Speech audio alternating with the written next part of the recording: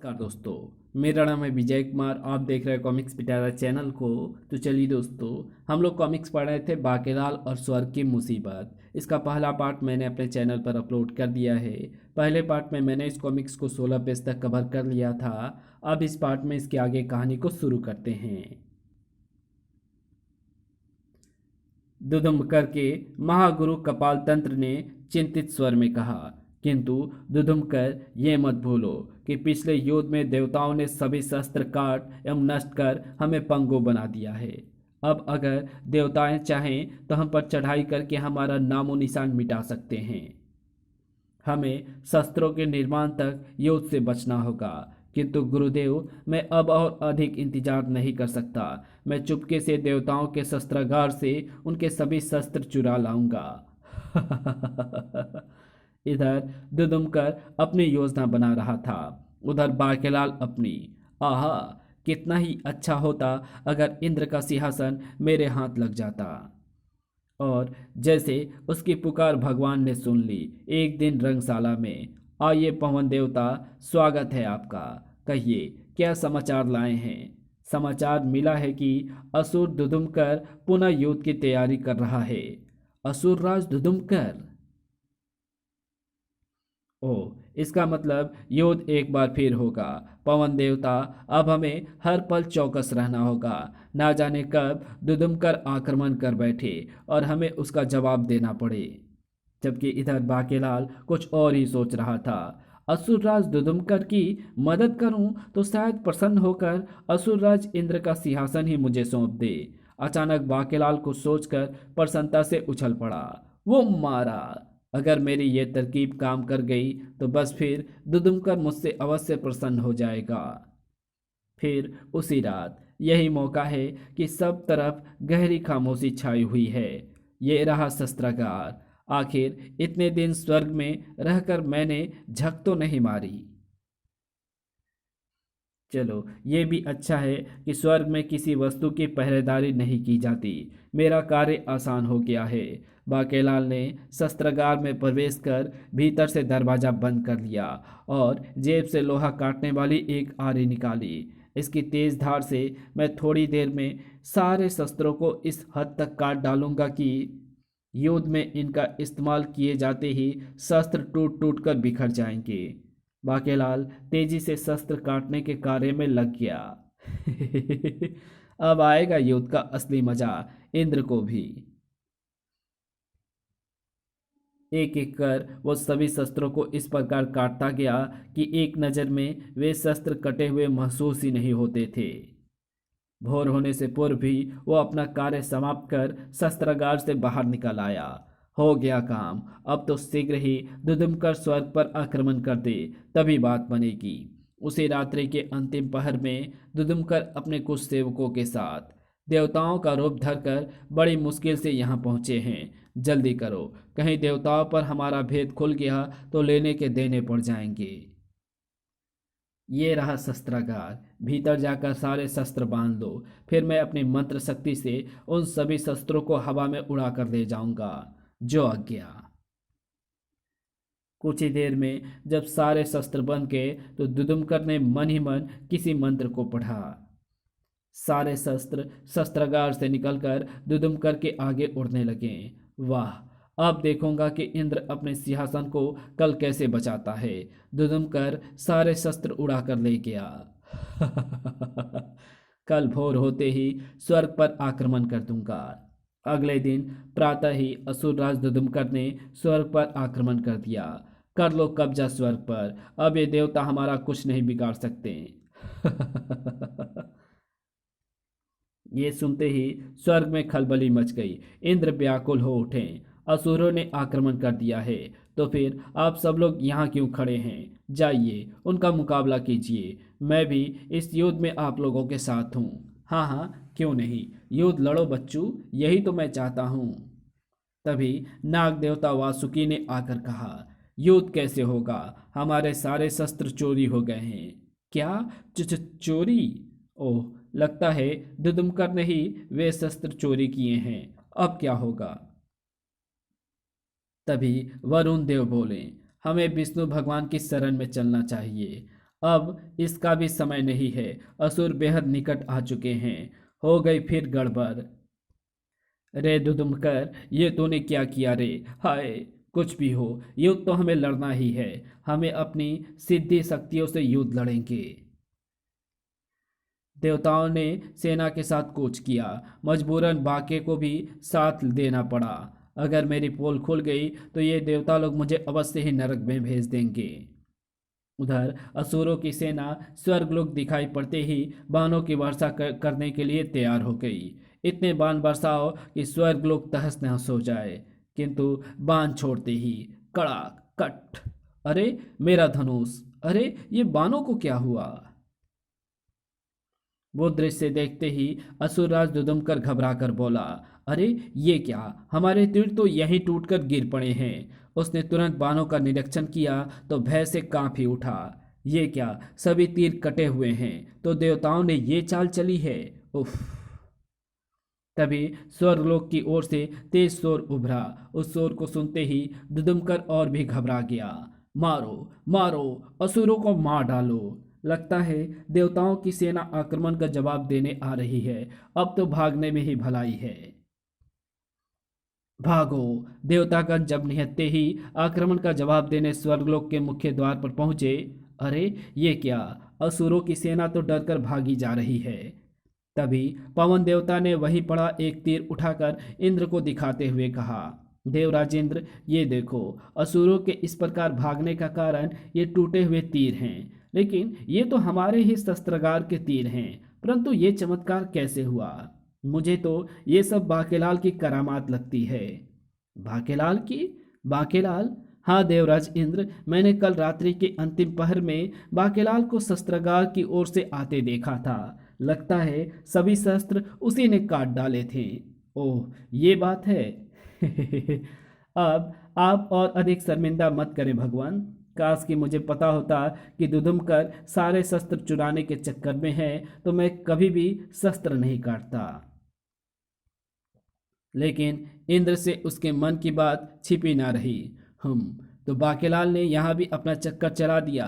अगर यह स्वर्ग में कुछ दिन और रुका रहा तो कहीं ऐसा ना हो कि एक दिन सचमुच मेरा सिंहासन भी हथिया ले। बाकेलाल, तुमने तो कमाल कर दिया। ये सब आप देवताओं के आशीर्वाद का फल है।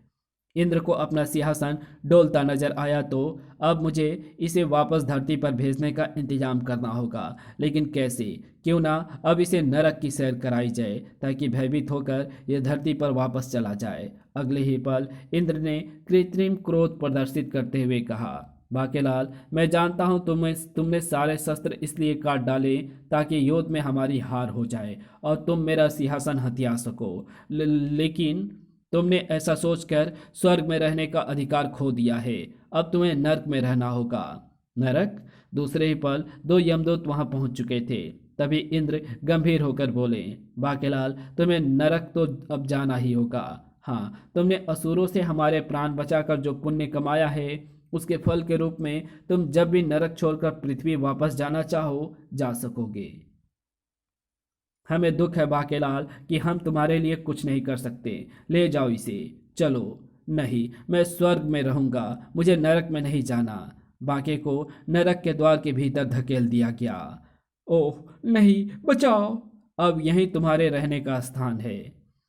बाके नरक में आकर गिरा। धाड़! उफ! ये कैसी गिलगिली सी जगह पर लापटका है कमबख्तों ने मुझे।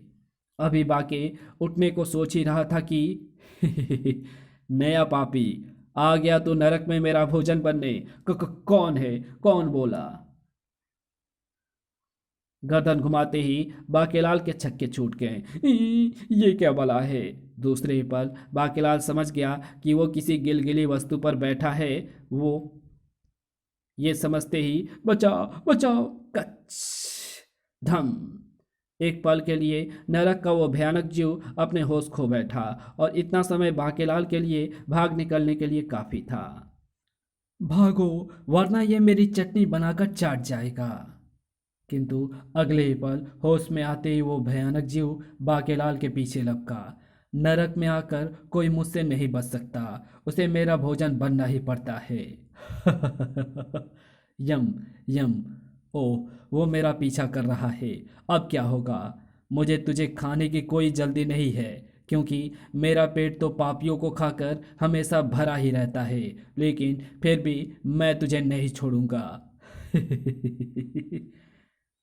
तभी बाकेलाल की निगाह एक व्यक्ति पर पड़ी। ओह, शायद ये मेरी कुछ मदद कर सके। बाकी उस व्यक्ति के पांव से लिपट गया। भैया, मुझे बचा लो भैया, मैं तुम्हारे पांव। अरे! फिर बाकेलाल ने जैसे ही निगाहें ऊपर की, यहाँ कोई किसी को मदद नहीं करता। सब पापियों को अपने पाप का दंड भुगतना ही पड़ता है। मैंने अपने पड़ोसी का घर जलाया था। ये देखो, नरक में आकर मेरा चेहरा जला हुआ है। नरक का भयानक जीव निरंतर उसके निकट आता जा रहा था। ये देखकर बाकेलाल पुनः जान बचाने के लिए भागा। तेरा पीछा मैं नहीं छोड़ूंगा बाके। उफ, भागो। अभी बाके भागकर कुछ ही कदम आगे गया था कि एकाएक ठिठक कर रुक गया। आ, बचाओ! उफ, ये क्या हो रहा है यहाँ? तभी एक यमदूत कोड़ा फटकार कर बोला, आ गया तू भी बांके, आजा। देख, ये सब वो पापी हैं जिन्होंने अपने माँ बाप को बहुत दुख दिए हैं और उनके बुढ़ापे की लाठी बनने की बजाय उन्हें घर से निकाल दिया। अब इन सबको खौलते तेल में डाला जाएगा। मुझे छोड़ दो, नहीं। ये तो मेरा ही नाम ले रहा है, कहीं मुझे भी पकड़कर तेल की कढ़ाई में ना डाल दे। और तभी अब तेरा नंबर है बाके। नहीं। बाके सिर पर पांव रखकर भागने ही वाला था कि पीछा करते नरक के उस भयानक जीव ने उसका रास्ता रोक लिया। अब तू बचकर कहाँ जाएगा बाके? मर गया मैं तो।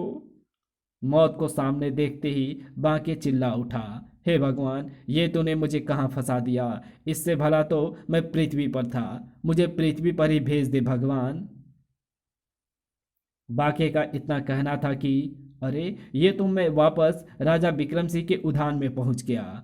उसी समय महामंत्री भी वहां से गुजर रहे थे।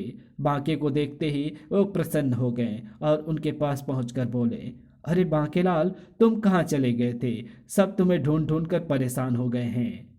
और महाराज ने तो अभी तक अपने पुत्र का मुंह भी नहीं देखा। उनका कहना है कि जब तक बाकेलाल आकर नन्हे राजकुमार का मुंह ना देख ले, वे अपने पुत्र का मुंह ना देखेंगे। तब फिर देर कैसी महामंत्री जी, चलिए, मुझे तुरंत महाराज के पास ले चलिए। जान बची तो लाखों पाए, लौट के बुद्धू घर को आए। ओह, चलो। कक्ष में बाकेलाल को देखते ही सबके चेहरे खिल उठे। अरे वाह, बाकेलाल जी आ गए। क्या बाकेलाल आ गया? तब बाकेलाल ने नन्हे राजकुमार को मुंह दिखाई दी। ये सब लोग मुझे कितना चाहते हैं, और एक मैं हूं कि छी, आज से सारे बुरे काम बंद। लुलु लुलु लुलु। वाह महाराज, ये तो सचमुच चांद का टुकड़ा है। भगवान करे ये आपका नाम रोशन करे। महाराज, अब तो आप भी आंखों से पट्टी हटाकर राजकुमार का मुंह देख लीजिए। फिर राजा विक्रम सिंह ने राजकुमार को गोद में लेकर उसका चेहरा देखा। तभी राजगुरु ने वहां प्रवेश किया। आइए राजगुरु, नन्हे राजकुमार को आशीर्वाद दीजिए। अवश्य राजन। एकाएक राजकुमार के मस्तक की रेखाएं पढ़ते हुए राजगुरु ने कहा, तुम बहुत भाग्यशाली हो राजन। राजकुमार पर राहु का असर था जो आज समाप्त हो गया है। अगर आज से पहले तुम इसका चेहरा देखते तो नन्हे राजकुमार और तुम्हारे दोनों के प्राण संकट में पड़ जाते। ओह बाकेलाल, आज तुमने राज्य के उत्तराधिकारी की रक्षा की है। हम तुमसे अति प्रसन्न हैं और तुम्हें इनाम में उत्तर दिशा वाला अपना महल देने की घोषणा करते हैं। ये सुनते ही उपस्थित दरबारीगण बाकेलाल की जय जयकार कर उठे। बाकेलाल जिंदाबाद। उफ, फिर गड़बड़ हो गई। हाय रे किस्मत, मैंने उसी समय आकर राजकुमार के दर्शन क्यों ना कर लिए।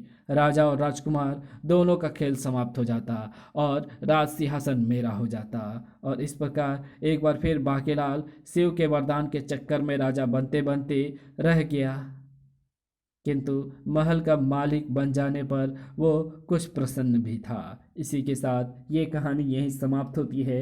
तो आपको ये वीडियो कैसी लगी? अगर आपको ये वीडियो अच्छी लगी हो तो इस वीडियो को लाइक शेयर कमेंट ज़रूर कर देना। चैनल पे अगर नए हो तो चैनल को सब्सक्राइब कर ऑल नोटिफिकेशन को सिलेक्ट ज़रूर कर लेना।